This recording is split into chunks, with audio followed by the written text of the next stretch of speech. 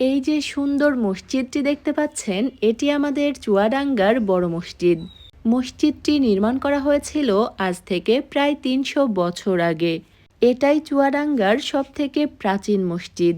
চলুন তাহলে একসাথে ঘুরে দেখা যাক চুয়াডাঙ্গার বড় মসজিদ। বরাবরের মতো সম্পূর্ণ ভিডিওটি জুড়ে আপনাদের সাথে আছি আমি সাবিহা সুলতানা মুক্তা। চুয়াডাঙ্গার বড় মসজিদটি চুয়াডাঙ্গার একাডেমি মোড়ের একেবারেই কাছাকাছি। আমরা এখন একাডেমি মোড়ের দিকেই যাচ্ছি।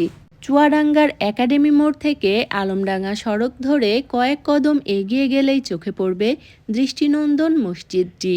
এখান থেকে রেলবাজারও বেশ কাছে, তাই অনেকেই হয়তো লোকেশন বলার ক্ষেত্রে রেলবাজারের কাছাকাছি অবস্থিতও বলে থাকেন।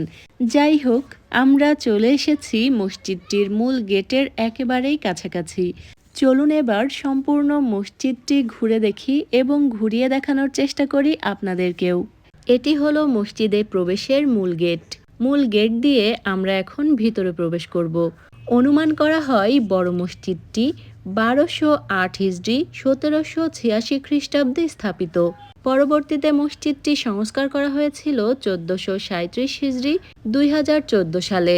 ভিতরে প্রবেশ করেই সামনের দিকটাতে রয়েছে মসজিদটির মূল ভবন। মুঘল শিল্প নকশা সমৃদ্ধ 3 গম্বুজ বিশিষ্ট সুন্দর এই মসজিদটি বিভিন্ন পর্যায়ে সংস্কার এবং পরিবর্ধনের কারণে আরও অনেকটা বিস্তৃত হয়েছে। মূল গেট দিয়ে প্রবেশ করে হাতের ডান দিকে রয়েছে মসজিদটির অজুখানা। এই যে সুন্দর মসজিদটি দেখতে পাচ্ছেন, এই মসজিদটির নাম বড় মসজিদ হলেও এলাকাবাসীরা অনেকেই এই মসজিদটিকে কুসুম বিবির বড় মসজিদ বলে থাকেন।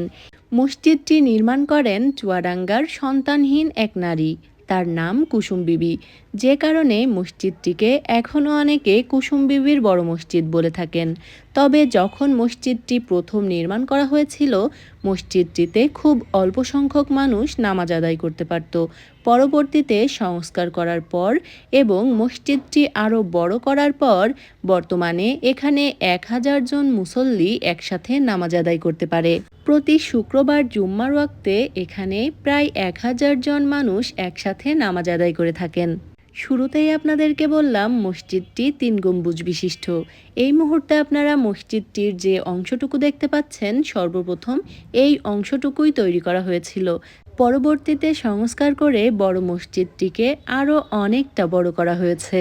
মসজিদটির পাশেই রয়েছে দৃষ্টিনন্দন সুউচ্চ একটি মিনার। এই মিনারটি পূর্বে বহু দূর থেকে মানুষের চোখে পড়ত, তবে মিনারটিও বেশ পরে তৈরি করা হয়েছিল। মসজিদের পিছন দিকটাতে রয়েছে অসংখ্য পুরাতন গোরস্থান, যেগুলো মসজিদটির প্রাচীনতার সাক্ষী। যাই হোক, আজ আপনাদেরকে ঘুরিয়ে দেখানোর চেষ্টা করলাম আমাদের চুয়াডাঙ্গার বড় মসজিদ। আশা করি আজকের ভিডিওটি আপনাদের বেশ ভালো লেগেছে। আমাদের আজকের আয়োজন এ পর্যন্তই। আবারও ফিরে আসব নতুন কোনো ভিডিও নিয়ে। সে পর্যন্ত আমাদের সাথেই থাকবেন। এতক্ষণ যারা আমাদের ভিডিওটি দেখছিলেন, সবাইকে অনেক ধন্যবাদ। ভালো থাকবেন, দোয়া রাখবেন। আল্লাহ হাফেজ।